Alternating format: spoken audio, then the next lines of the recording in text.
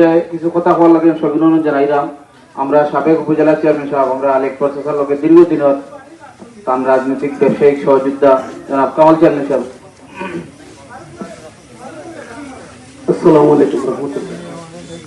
সম্মানিত মুসল্লিয়ান, লাশ সামনে, যার লাশ আপনারা পরিচিত, আমার অনেক প্রিয়, আমার চলার জীবনের অত্যন্ত আপনজন, যে আলী আকবরের কারণে অনেক সময় অনেকের অনেক কটু কথা আমার বলতে হয়েছে, আর আমার কারণে আলী আকবরও অনেক কটু কথা বলতে হয়েছে। কিন্তু আমরা আলী আকবর মরা পর্যন্ত মায়ার মানুষ হিসেবে দুজন আসলাম।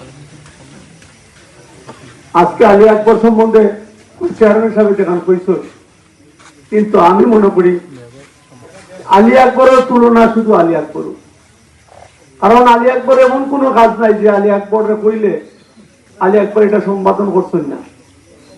উপজেলা লেভেলের যত কাজ হোক, যত সামাজিক অনুষ্ঠান হোক, রাজনৈতিক অনুষ্ঠান হোক, ধর্মীয় অনুষ্ঠান হোক, খেলাধুলার অনুষ্ঠান হোক, আলী আকবর অপরিহার্য। আজকে আলী আকবর আমরা মাঝে নাই, তার অনেক গুণ আমরা মাঝে চলে গেছে। আমি আপনারা কাছে করজোরে নিবেদন করলাম যে আমার ভাই, আমার বন্ধু, আমার আপনজন আলী আকবর তার জীবনে চলাফেরায়, কথাবার্তায়, আচার আচরণে অনেকেই কষ্ট পাইতে আসা হই। যারা কষ্ট পাইছেন দয়া করিয়া তাদের মাফ করে দিলে। আর আমরা জানি যে আলী আকবর এখন ভালো মানুষ আসলা, আল্লাহ পাক রব্বুল আলামিন তান্ডে ভালো মানুষ হিসাবে জান্নাতের মেহমান হিসাবে কবুল করতাম।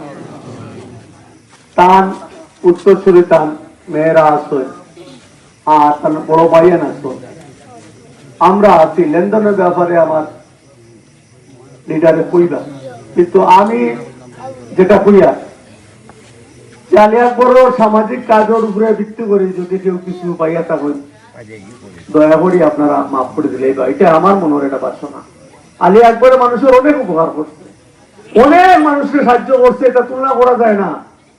আজকে হয়তো হঠাৎ করিয়া মৃত্যুবরণ হয়েছে, আবার কেউ বলছেন মৃত্যু হয়েছে না, এই তুলা চাপার করিয়া অনেক মানুষ জানাজা তাইতে শরীক হইতে পারছে না, যার কারণে অনেকের দোয়া আছে। যারা জানাজা শরীক হইবা না তারাও আলী আকবরের জন্য দোয়া করবা, এই আশা রাখিয়া আমার কথা এখানে শেষ করলাম। আসসালামু আলাইকুম। আমরা সব খাতার বন্ধু